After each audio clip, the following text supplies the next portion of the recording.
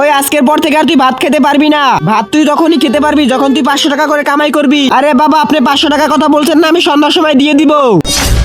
ভাই আমাকে 500 টাকা দে, আমার কাজে লাগবে। কি কাম? আরে আব্বাই বলছে 500 টাকা কামাই করে আনতে, তারপর আমারে খাওন দিবে ঘরে।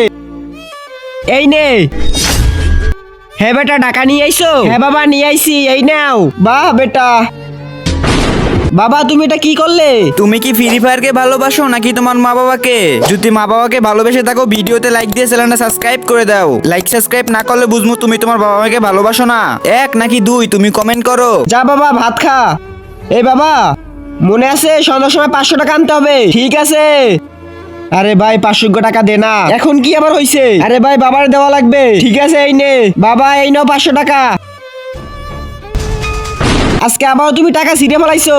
আরে বাবা তুই ভাত খাইতে যা বাবা, মনে আছে? হ্যালো হ্যালো ভাই, কোন জায়গায় আছিস তুই? আমি কিছু কাজে আছি। কি হয়েছে? ওই খালি প্রতিদিন 500 টাকা নেয়। হ্যাঁ ঠিক বলছিস, আমার ফোন আমি অফ করে দিতেছি। আপনার ডায়ালকৃত নাম্বারে আরে ওর ফোন তো বন্ধ। আরে আজকে যদি টাকা না নিয়ে যায় আমার বাবা আমাকে ঘরে ভাত দিবে না। বাবা এই নাও 200 টাকা। না বাবা, আজকে আমি এটা তোমাকে ছেড়তে দিব না। কি লিগা? আজকে আমি এটা অনেক কষ্ট করে কামাই করছি।